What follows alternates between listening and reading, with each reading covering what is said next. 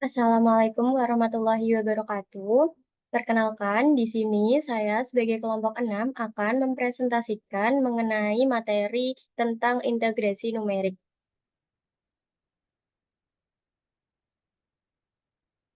Sebelumnya, di sini perkenalkan kelompok kami yang beranggotakan satu ada Konita Sofia Wardani dengan NIM 202235008 dan saya sendiri Yulia Ika Ristianti dengan NIM 202235006.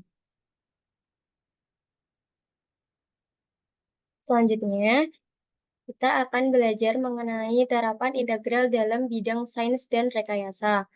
Dalam bidang fisika, integral digunakan untuk menghitung persamaan kecepatan. Misalkan, kecepatan sebuah partikel merupakan fungsi waktu menerus yang diketahui terhadap waktu, v, t, jarak total d yang ditempuh oleh partikel ini selama waktu atau t. Dalam bidang teknik elektro atau kelistrikan, telah diketahui bahwa harga rata-rata suatu arus listrik yang berosilasi sepanjang satu periode boleh nol. Di samping kenyataan bahwa hasil neto adalah nol, arus tersebut mampu menimbulkan kerja dan menimbulkan panas. Fungsi dalam bentuk tabel adalah pengukuran fluks panas matahari. Berikut tersebut adalah beberapa contoh terapan integral dalam bidang sains dan rekayasa. Umumnya, fungsi yang diintegralkan bentuknya rumit sehingga sukar diselesaikan secara analitik. Karena itu, perhitungan integral secara numerik lebih banyak dipraktekkan oleh para insinyur. Selanjutnya ada persoalan integrasi numerik. Persoalan integrasi numerik ialah menghitung secara numerik integral tentu. Dalam hal ini, ada A dan B sebagai batas-batas integral. F adalah fungsi yang dapat diberikan secara eksplisit dalam bentuk persamaan ataupun secara empirik dalam bentuk tabel nilai. Terdapat tiga pendekatan dalam menurunkan rumus integrasi numerik. Yang pertama, yaitu berdasarkan tafsiran geometri integral tentu. Daerah integrasi dibagi atas sejumlah pias atau strip yang berbentuk segi empat. Luas daerah integrasi dihampiri dengan luas seluruh pias.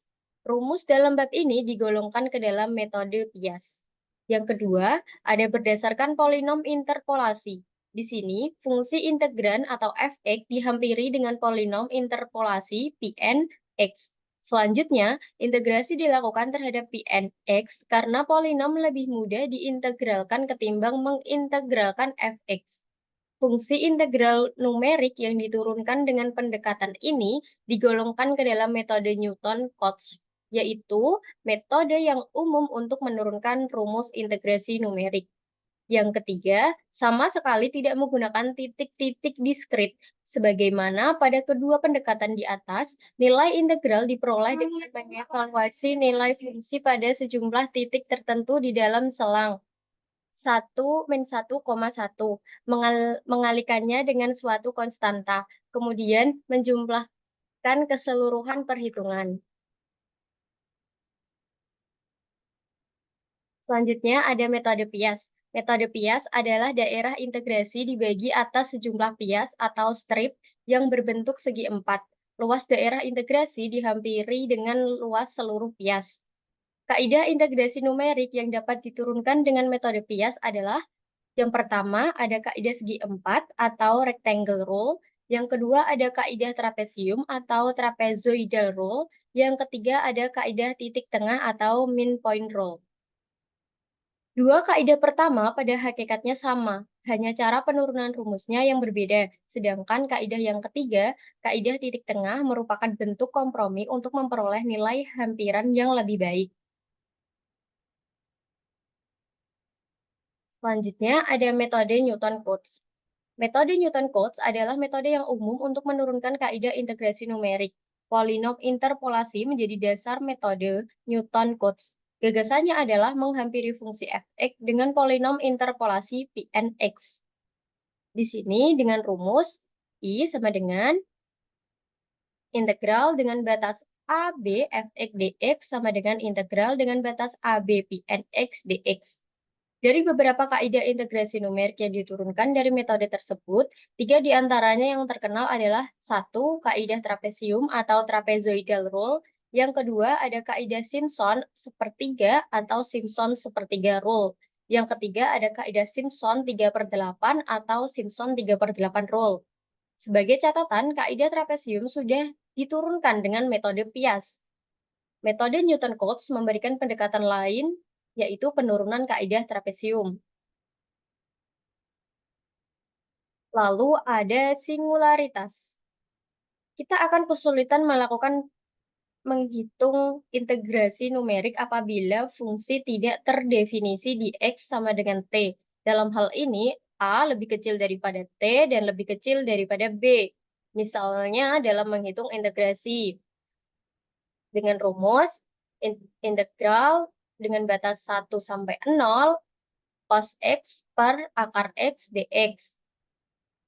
Fungsi fx cos X per X jelas tidak terdefinisi di X sama dengan 0 atau ujung bawah selang. Begitu juga apabila perhitungan integrasi dengan integral batas 2 sampai 0,5 1 per X min 1 dx menggunakan H sama dengan 0,1, titik diskrit di X sama dengan 1. Tidak dapat dihitung sebab fungsi fx sama dengan 1 per X min 1 tidak terdefinisi di X sama dengan 1.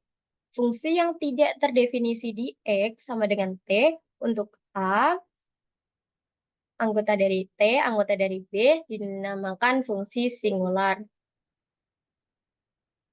Lalu ada penggunaan ekstrapolasi untuk integrasi. Misalkan, I atau H adalah perkiraan nilai integrasi dengan jarak antara titik data adalah H atau H kurang dari 1 dari persamaan galat kaidah integrasi. Misalkan trapesium, Simpson 1/3, dan lain-lain, yang dinyatakan dalam notasi orde E sama dengan 0 HP. Dapat dilihat bahwa galat E semakin kecil bila digunakan H semakin kecil.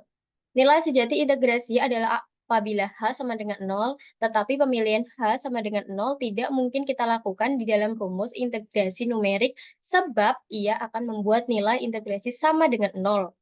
Yang dapat kita peroleh adalah perkiraan nilai integrasi yang lebih baik dengan melakukan ekstrapolasi ke H sama dengan 0. Ada dua cara, yakni yang pertama ekstrapolasi Richardson, yaitu bila ekstrapolasi Richardson ditetapkan secara terus-menerus akan diperoleh nilai integrasi yang semakin baik atau galatnya semakin kecil. Selanjutnya ada ekstrapolasi Aitken. Perbedaan antara kedua metode ekstrapolasi muncul bergantung kepada apakah kita mengetahui nilai X atau tidak. Berikut presentasi yang dapat saya paparkan. Mohon maaf apabila ada kesalahan. Wassalamualaikum warahmatullahi wabarakatuh.